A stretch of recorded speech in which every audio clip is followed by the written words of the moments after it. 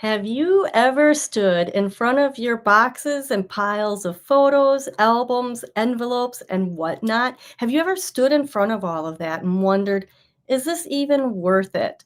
I was with a client last week who was showing me her shelves of memories, and she said, who's going to care about this anyway? I'm here to tell you that your memories, your photos, and the family videos are super important to sharing your story, celebrating life, and so much more. Welcome to Live with Molly. It is Monday, May 5th, and we are going to start the program, but I have two important things to touch upon first. Number one is this Live with Molly tonight is actually pre recorded. In my enthusiasm to get Live with Molly started on Monday nights, I neglected to consult my calendar. So you'll be watching this perhaps at 6:30 while I will be in Pewaukee, Wisconsin, teaching a class at a library. No worries though. If you have questions or thoughts, share them in the comments or email us, and I will definitely answer those at another time.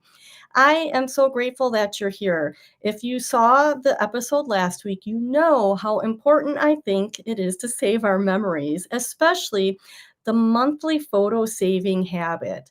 And we did just end April, so it is time to save April's photos. When we save our photos monthly, we get the opportunity to use the skills in getting the pictures from our phone to a folder on our computer.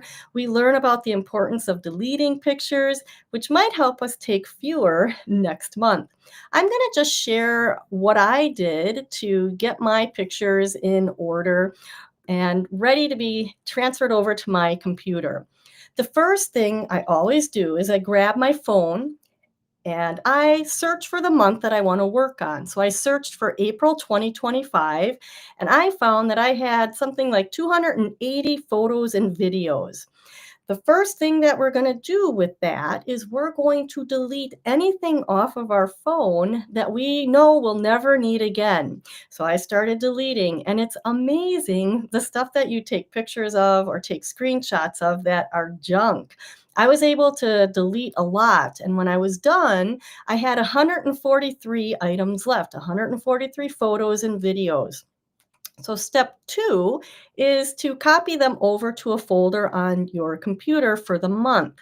All right. When I did that, I just made a folder in my Mac Finder. On a PC, it would be File Explorer. I made the folder 2025-04 for April photos, and I copied the pictures into there. Then I moved all of the work photos out of that folder and into another one. I also deleted anything that I knew wasn't really an important family memory. And that left me with 75 photos and videos, much more manageable. Now, the folder is all set on my computer and it's backed up to an external hard drive, but it's really not much fun to look at pictures in folders on computers, and it's actually pretty hard to share. We recommend uploading photos to Forever, and that is what I did. I took those 75 photos and I created an album in Forever and uploaded my most important family memories from April. I did find two more pictures that I could delete, so I ended up with an album of 73 photos. And I love that I could add a little description to the album that explained what we did in the month and what was important. This habit will really pay off in the future when I am ready to make a photo book for the year or calendars for, gifts at the holiday time. So saving photos monthly, I have to talk about it today because it is the beginning of May. And I would say if you can get this done by May 10th, you are on track to have a good month and a good habit started. Now, we really do need to talk about why photos, are such a struggle and people question whether this is important when there's so much going on and you like have all these moving parts of pictures that might be your mom's or slides that came from a different uncle. There's so much to manage and people get overwhelmed and doubt seems to creep in. I get it. Doubt when you have so much work to do and it's overwhelming is natural. But we shouldn't let it stop us in our tracks, and I see it happen over and over. There are reasons why some people might not want to look at pictures. Like when you ask the question, will anybody care? I actually have to give a little warning sign to you and say, don't expect a lot from your family as you're working on your pictures. Certainly, some family members are super helpful and involved in the process of saving family memories, but we can't expect our family members to be enthusiastic, to encourage us, or even to help in some cases. It's just what I've seen over the years. And I know that a lot of people think pictures are important. When push comes to shove, though, it's like getting started is really hard. And that's why I'm here to help motivate you every week to keep on track. But let's talk about some of the reasons why people might not be that enthusiastic about looking at pictures that you've so painstakingly saved. I'm going to start you off with a story here from Pixology. Now, we've been in business for over 10 years, and early on, maybe through the first 5 years or so, we would call our clients after 30 days to see how they were enjoying their memories. So imagine this is like 2013 through 2018 or so.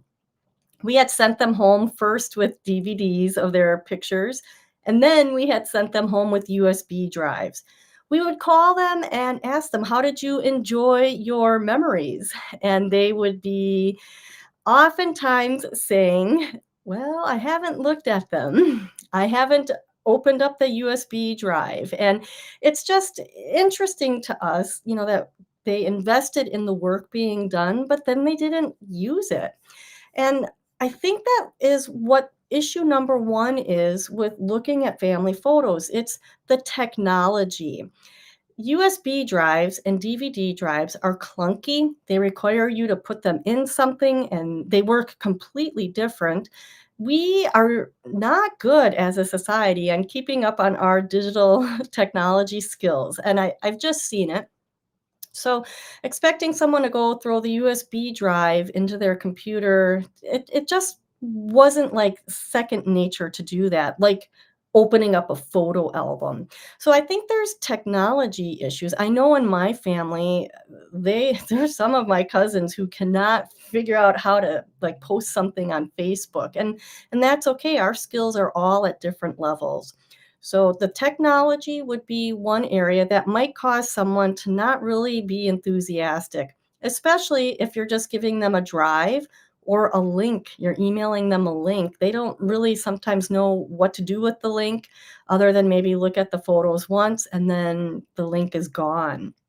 So that's number one. The next area that I think causes some of our family members to maybe not be as enthusiastic about looking at pictures is because it can be painful. I actually had this situation in my family, and it's rather surprising to me.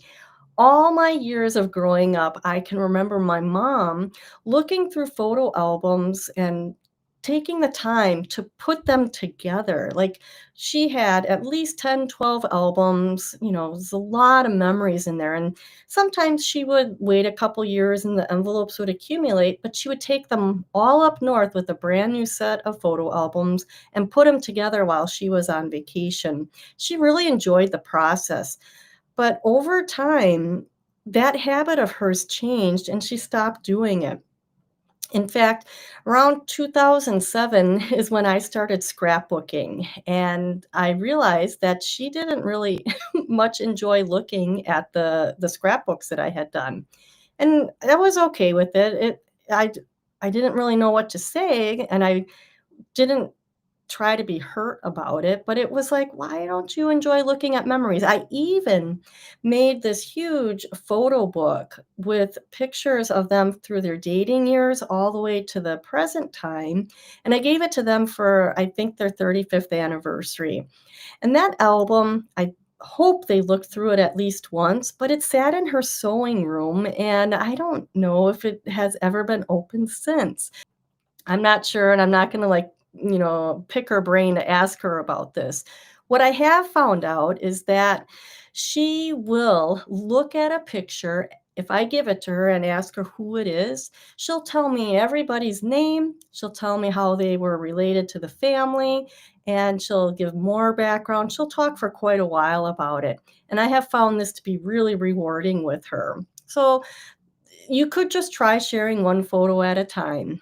And sometimes it is literally one picture that starts kind of a train moving of memories to start. I noticed last summer my cousin Mark had his 60th birthday, and it was a really fun event at a beer garden. It was a nice evening. He was 60 years old. And my other cousin, his older brother, Steve, pulled out pictures on his phone that he had saved with my help of their childhood. And all of a sudden, the 8 of us or 10 of us that were gathered around, we're literally sharing these old pictures from the 60s and 70s back and forth. We were laughing at the memories and really enjoying, how we looked back then. Sometimes you just have to wait for that moment to arise. And if you haven't organized and preserved your pictures, the moment's going to arise and you're going to wish you had some photos to share. It's really a special part of the work that you do, and you don't know when it's going to pay off. So I would just say that some of your family members may not seem like they care, but there will be a point when they do. Okay.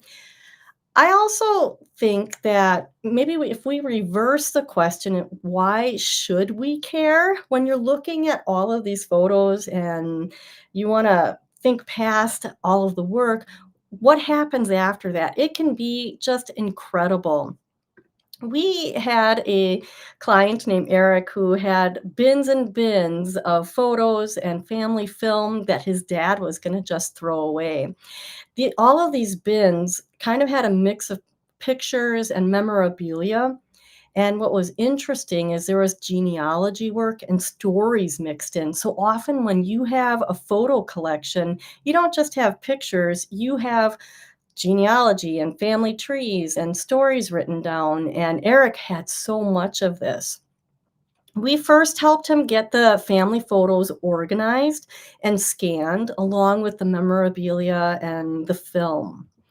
Then his family was able to come, and this is one of those areas that's really important. Eric's dad in his 80s, still alive, as well as his two aunts, Joyce and Georgianne. All 3 of them were still alive, and Eric really wanted to get their stories and kind of fine-tune what he knew down while they were still here. It was really a special time when you can pick your parents' brains or the aunts and uncles that you still have living. Don't take them for granted because time does fly by fast. Anyway, we got the photos all organized, and Eric had this idea that he wanted to take all of those family writings. He had stories from his grandfather, who was a baseball player during the Great Depression. It's how his family was able to eat because he worked for oil companies that had baseball teams. One section of his family dated all the way back to Southampton, one of the first colonies settled in America. He had a huge amount of history that was all in these boxes. Once the photos were organized, we were able to write the stories and rewrite some of the writing and actually make a family memoir. It was like a 230-page book with all the photos in there, stories, as well as, the ancestry documentation, even the stories of how the family was in the Civil War and slavery was addressed. All of that was part of their heritage. And Eric got that done while all 3 of his dad and his aunts were still alive, and they were thrilled. You can truly thrill an older family member, I think, in a lot of cases when you do this work and you involve them. Some of it was frustrating because, of course, when you're waiting for a family to get back to you with answers about who's who and this and that, it can be frustrating. The whole project, from the photos to the memoir, took about 3 years. Having the pandemic in the middle of that did help. Anyway, uh, Eric's aunt wrote to him and she said, "The book just arrived. We're blown away. It's beautiful. It's captivating. You did it. You persevered. You put up with us when we didn't do enough on time. It's beautiful." And she goes on, "You stuck with the project, and we will be forever indebted." When she found it in her mailbox, she writes, at 1 p.m. today, she couldn't put it down. So the work that you do will be surprisingly appreciated by some members of your family, I hope. Maybe it's not a memoir, maybe it's an easier photo book, or even just a few pictures, something that validates all of the history that your family has. This is a reason why it matters. All right. And I want to share another story with you, and one that's kind of near and dear to my heart.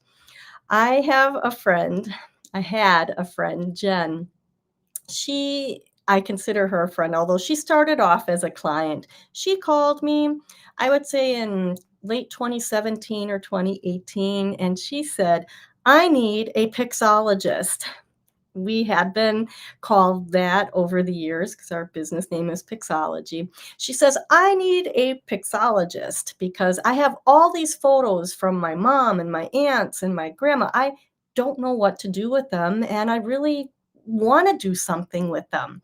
So she had boxes and bins and garbage bags in her garage. There was so much to pick up when I met with her. It filled the back of my car. We went through the process of organizing all of her photos using the system here that we share on YouTube. I'll put a link in the description for you below. But we did all of that organization for her. And it was really an interesting process because a lot of the pictures were mixed and matched over the years. Some of the photos that she had from her grandparents were in her mother's collection and vice versa. The thing with Jen is it was so important to her, and Jen never had children. She was the first attorney, one of the first female attorneys in Chicago in the 60s, and she had a wonderful career with a national bank and accomplished so much in her life. Her family revolved around her nieces and nephews, and she has great nieces and great great nieces. I think there's a great nephew in there as well. And it was so important for her to save these stories and pass them on. She also was curious about some of her family ancestry. And as we went through everything together, we, got it all scanned and uploaded to Forever. She told me when she looked at it all completed, she said, "You have restored my life." When you reach your late 70s and 80s, it's hard to remember everything that you've done. I mean, I can't even remember what I did 3 weeks ago. And 10 years ago, I rely on my photos. Jen hadn't seen some of these slides from the 50s and 60s, and she was like reliving moments that were long, long gone. I think that's pretty powerful to restore someone's life. I think it's really powerful to restore your own life. In the end, we created photo books for her, including a world travel book. She had been to every continent, and she was so proud of that. And actually, proud isn't quite the right word. She felt so blessed for a wonderful life. And when we gave her her world travel book, it just was so meaningful for her to see all of these memories of the places she'd been and would never have been able to think of it without having it right in front of her in a book. I think this is the most important thing to consider. Restoring my life. Think about all that you've done. Think about everything that you've done with your family. I know there are low points in there and there are not some great memories in there, but I also think that we're all in this life for some reason. We've touched people in some ways, we've seen things that are amazing, and all of that deserves to be celebrated. So when my client sits in front of me and says, "Will this even matter?" I am wholeheartedly a cheerleader. Your story matters, your family's memories matter, and who cares at the moment if your family may not really see it as a priority? If you do, it's important. And that's why I'm here is to help just spread the news that your photos matter. It really is such a wonderful experience to get some section of it done so that you can be happy, cross that part off the to-do list, and move on to thinking about what you will do next, because there is always something more to do with our family memories. Those are the things that I wanted to share with you in tonight's live with Molly. I would love to know what your comments are. You can let me know below or email me. And I just want you to feel good about your photos, even if it seems overwhelming. And that's why I have the link for 3 steps to create your photo estate. And it'll be an inventory list that you can use along with a checklist, and it might be a place to get started. All right, that is it for now. Thank you so much for joining me tonight, and we will see you next week. Bye bye.